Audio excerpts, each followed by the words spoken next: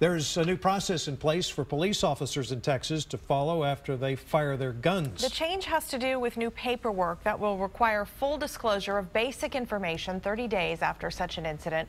And once the form is filled out, it will be put online for everyone to see. As for the system itself, today was the deadline to get it up and running. KXAN investigator Kevin Schwaller explains more on the information anyone can see now. After scenes like this in Missouri, change in Texas.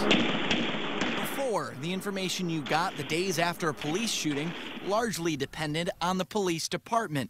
But for the first time, the state has a centralized system to make some of the basic information available for everyone to see and track. This is an effort to start building that trust and making sure that people are aware of what's happening. We found the Attorney General's office has 4 of the completed reports online now. They're from police departments in El Paso, Balch Springs, Freeport, and Houston.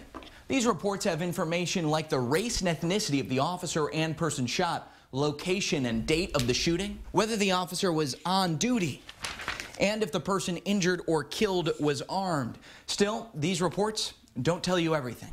Is there anything that is missing from these sheets? Well, like I said, it's a real good step in the right direction.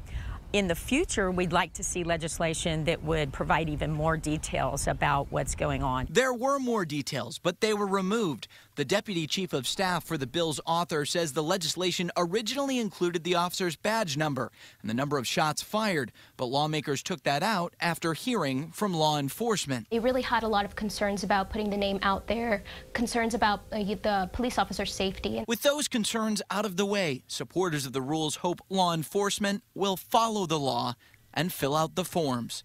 Kevin Schwaller, KXAN, investigates. Making officers comfortable with the new rules could also be key to getting them to turn in the sheets. The law doesn't have a penalty if police departments decide not to fill out the forms, possibly leaving you without information.